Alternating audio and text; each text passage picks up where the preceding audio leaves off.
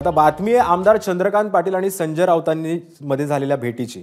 आपण एकत्र यायलाच पाहिजे असं संजय राऊतांनी आमदार चंद्रकांत पाटलांना म्हटलंय। चंद्रकांत पाटील आणि संजय राऊत यांचा एक संवाद कॅमेरामध्ये कैद झालाय।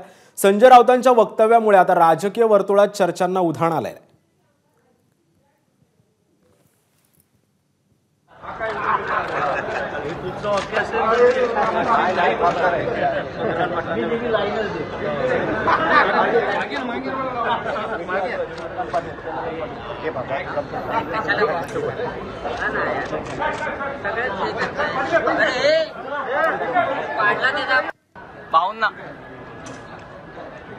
संदर्भात अधिक माहिती देतात आमचे प्रतिनिधी गणेश ठाकूर सध्या आमच्या सोबत आहे। गणेश, नेमका हा संवाद झाल्यामुळे आता राजकीय वर्तुळामध्ये चर्चांना उधाण आलेलं आहे। निश्चित ज्यावेळेस ही भेट झाली आणि या भेटीनंतर जे समीकरण पाहतोय, या आधीही उद्धव ठाकरे आणि देवेंद्र फडणवीस ज्यावेळेस विधानभवनात एकत्र आले, चंद्रकांत पाटीलांनी उद्धव ठाकरेंची जी भेट घेतली, या सगळ्या बाबींना पाहता आता अनेक चर्चा सुरू झालेल्या आहेत। आजच्या निकालाच्या नंतर काय होतं, काय समीकरणं बसतात, म्हणून संजय राऊत आणि यांच्या या भेटी दरम्यान जे दिसलं आणि जे बोललं, जे कॅमेराने कॅप्चर केलं,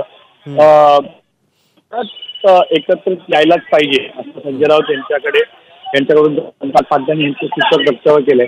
म्हणून या विषयावरती वैभव परम आहे बरोबर आहे। वैभव, खूप इंटरेस्टिंग खऱ्या अर्थानं संजय राऊत सुनील राऊतांसोबत बाहेर चालले होते आणि जेव्हा चंद्रकांत पाटील यांना कळलं की संजय राऊत या अधिवेशनामध्ये आलेले आहेत, सभागृहात आलेले आहेत, त्यामुळे ते पूर्ण जे दरवाजात गेले होते ते मागे आले आणि संजय राऊतांना सांगितलं की मला जसं कळलं की तुम्ही इकडे आलेले आहात तसं मी तुम्हाला इकडे परत भेटायला आलेलो आहे। तेव्हा संजय राऊतांनी हा चौकार सोडला नाहीये। संजय राऊत म्हणाले की नक्कीच आपल्याला परत एकदा एकत्र यावं लागेल आणि हे बोलताना सगळ्यांचे डोळे आहेत ते विस्फारले गेले, कारण का दोन दिग्गज नेते म्हणजे जे नेहमी एकमेकांच्या विरोधात बोलत असतात, सकाळी 9चं संजय राऊतांचं वक्तव्य भाजपबद्दलचं आहे हे जर पाहिलं आणि चंद्रकांत पाटील यांची भेट म्हणजे पहिल्यांदा चंद्रकांत पाटील हे उद्धव ठाकरेंना चॉकलेट घेऊन भेटायला गेले, त्यानंतर आज परत चंद्रकांत पाटील मागे येऊन संजय राऊतांना भेट, त्यामुळे हे वेगळे संकेत म्हणायचे का अशी चर्चा आता विधिमंडळात सुरू झालेली आहे। आणि खरं तर आज विधान परिषदेचा निकाल लागेल, त्यानंतरची सगळी चित्र आहेत ती स्पष्ट होतील। गणेश, चित्र स्पष्ट होतील। हे बघा, एक गोष्ट स्पष्ट आहे की महाराष्ट्राच्या राजकारणामध्ये आपण मागील 5 वर्षांपासून पाहतोय की जो कोणी कोणासोबत जाऊ शकतं, ज्यांच्याबद्दल कोणी कल्पनाच केली नसेल ती व्यक्ती आज सत्तेमध्ये आहे, ती व्यक्ती आज आपल्या विरोधकांसोबत आहे। म्हणून राजकारणामध्ये काही शक्य होतं, काही अशक्य नसतं असं आपण म्हणतो।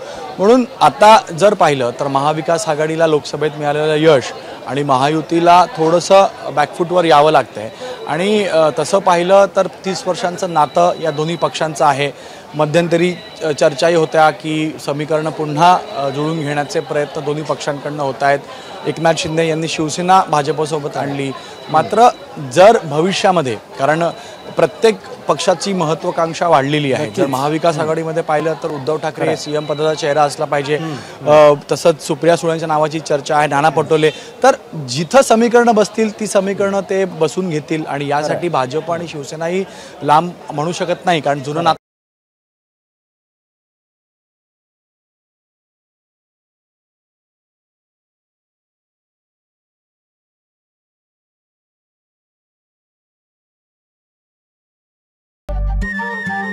नमस्कार। मन शुद्ध तुझं ही वेगळ्याच प्रकारची मालिका तुम्हा सगळ्यांना खूप आवडली होती। याचा दुसरा सीझन कधी येणार अशी विचारणा झाली। प्रतीक्षा संपली आहे मित्रांनो, येतोय मन शुद्ध तुझंचा दुसरा सीझन।